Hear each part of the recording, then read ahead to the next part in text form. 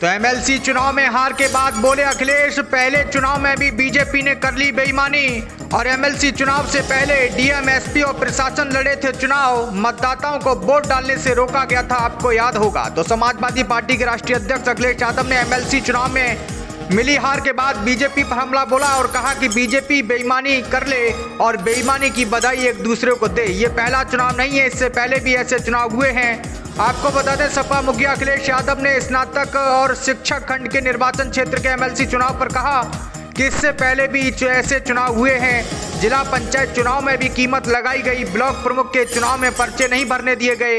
MLC चुनाव में DM, SP और पुलिस प्रशासन चुनाव लड़ता रहा, मतदाताओं को वोट डालने से रोका गया। सपा मुखिया ने अपने जारी बयान में कहा कि संविधान में भेदभाव के लिए कोई जगह नहीं है, लेकिन बीजेपी सरकार भेदभाव कर रही है। जो चीज बीजेपी खुद नहीं बोलती वह दूसरी पार्टियों के जरिए कहलवाती है। उन्होंने कहा कि हमारी संस्कृति मिलीजुली है, एक दूसरे के साथ सहयोग करने वाली है। हमारा भारत तभी अच्छा लगता है जब एक गुलदस्ता की तरह हो, जिसमें सभी लोगों की भागीदारी हो। आपको बता दें, अखिलेश यादव ने कहा कि बीजेपी ने देश की अर्थव्यवस्था को खोखला कर दिया, महंगाई और बेरोजगारी चरम सीमा पर है। ये बड़े सवाल हैं, इनकी चिंता करनी चाहिए। किसान की 2022 में आय दुगनी करने का वादा था, पर आज आटा कितना महंगा हो गया है। रसोई गैस के दाम कम नहीं हुए। बीजेपी के बजट से कोई खुश नहीं है, हर वर्ग में निशाना है। उन्होंने कहा कि बीजेपी जनता को धोखे में रखती है। नोटबंदी और जीएसटी से लोगों को क्या फायदा पहुंचा? दूध के दाम बाजार में बढ़ गए, दूध 70 लीटर पहुंच गया है। सोचिए महंगाई कितनी है। जरूरत की चीजों के बड़े दामों से लोगों का जीना दूभर हो गया है। बीजेपी ने समाज के सभी वर्गों के लोगों को परेशान कर दिया है। तो आइए अब आपको सुनाते हैं क्या कुछ कहा अखिलेश यादव ने। लगा था, क्या उम्मीद करते हो आप उत्तर प्रदेश में इस तरह के चुनाव फेयर हो पाएंगे?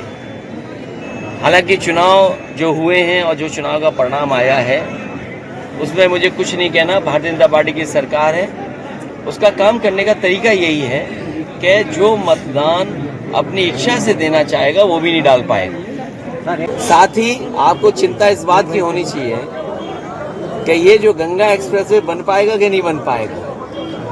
और एक कंपनी जो दावा करती थी अभी कुछ दिन पहले तक कि 70,000 करोड़ का इन्वेस्टमेंट करेंगे, और आज जिन्होंने चीजें जानी होंगी, जो मालिक दुनिया के नंबर 2 पे था, हम आप सब उम्मीद लगाए थे कि हो सकता है 24 तक वो नंबर 1 पर पहुंच जाए।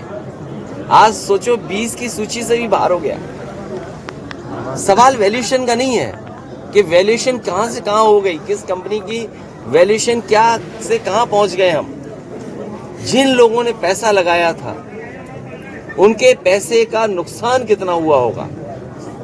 एक व्यक्ति, कंपनी, मेरे पत्रकार साथी, बीजेपी की होशियारी हम ही नहीं समझ पाया।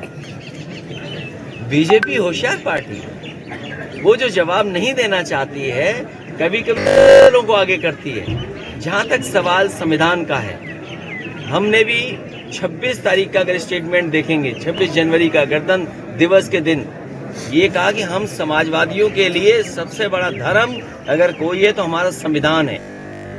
हम इस लोकतंत्र की पूजा करते हैं और संविधान जो हमें अधिकार देता है वो अधिकार छीने जा रहे हैं। संविधान में कहाँ कहा है भेदभाव करें हम?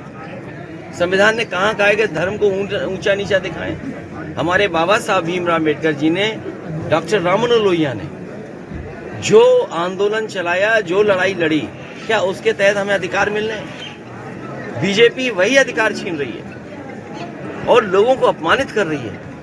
ये भारतीय जनता पार्टी के इशारे पे कई दल समय समय पर बाहर निकल करके आते हैं। सनातन ही है।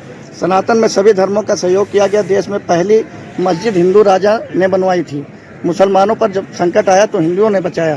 तो हम कहाँ गलत कहते हैं? आप अयोध्या में जो भगवान हमारे हनुमान जी के हनुमानगढ़ी है, उसके लिए नवाबों ने जमीन दी थी।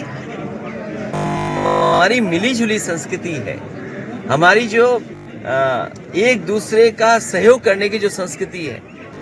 हमारा भारत तभी अच्छा लगता है ये गुलदस्ता की तरह हो, जिसमें हर रंग शामिल हो।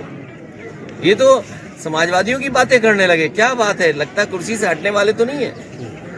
को समझ पाए लोग, ये हर चीज जो हमें सहूलियत दे सकती थी, उस पे सब पे किस तरीके से कब्जा हो रहा है। चरम सीमा पर महंगाई, चरम सीमा पर बेरोजगारी। क्या महंगाई कम करने के लिए, बेरोजगारी कम करने के लिए कुछ फैसला लिया गया है? ये जो सड़कें बन रही हैं, आपको हमको चिंता करनी चाहिए। ये गंगा एक्सप्रेस बन भी